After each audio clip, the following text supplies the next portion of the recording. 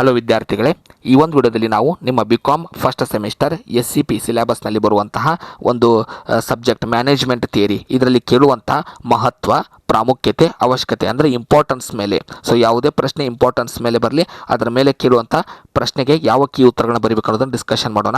ಈ ರೀತಿ ಮೆಥಡ್ ಯಾಕೆ ನೀವು ನೆನ್ಪಿಟ್ಕೋಬೇಕಂದ್ರೆ, ಸೊ ಬೇರೆ ಬೇರೆ ಆಥರ್ಸ್ ಇರ್ತಾರೆ, ಒಂದೇ ಸಬ್ಜೆಕ್ಟ್ಗೆ ಬೇರೆ ಬೇರೆ ಪಾಯಿಂಟ್ಸ್ಗಳನ್ನ ಅವರು ತಮ್ಮ ಪುಸ್ತಕದಲ್ಲಿ ಬರೆದಿರ್ತಾರೆ. ಸೊ ಎಲ್ಲವೂ ಆನ್ಸರ್ ಆಗಿ ಕನ್ಸಿಡರ್ ಆಗುತ್ತೆ ಯೂನಿವರ್ಸಿಟಿಯಲ್ಲಿ.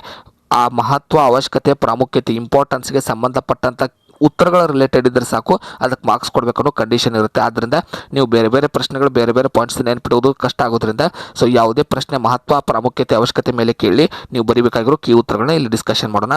ಈ 15 ಪಾಯಿಂಟಲ್ಲಿ ಯಾವುದಾದ್ರೂ 10ನ್ನು ನೀವು ನೆನ್ಪಿಟ್ಕೊಂಡ್ರೆ ಪೂರ್ತಿ ಅಂಕಗಳನ್ನ ಪಡ್ಕೋಬೋದು. ಪ್ರತಿ ಪಾಯಿಂಟ್ಗೂ ಅರ್ಧ ಅಂಕ ಇರುತ್ತೆ, half marks for each point ಇರುತ್ತೆ.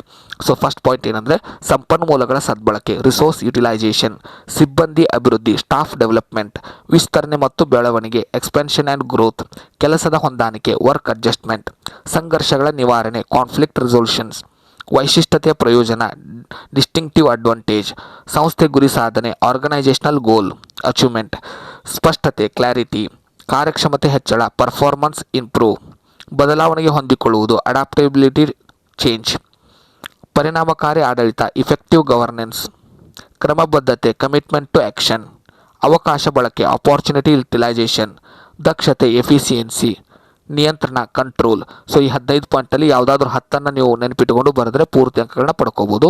ಮುಂದಿನ ವಿಡಿಯೋದಲ್ಲಿ ಮತ್ತೊಂದು ಟಾಪಿಕ್ನೊಂದಿಗೆ ಸಿಗೋಣ. ಧನ್ಯವಾದಗಳು.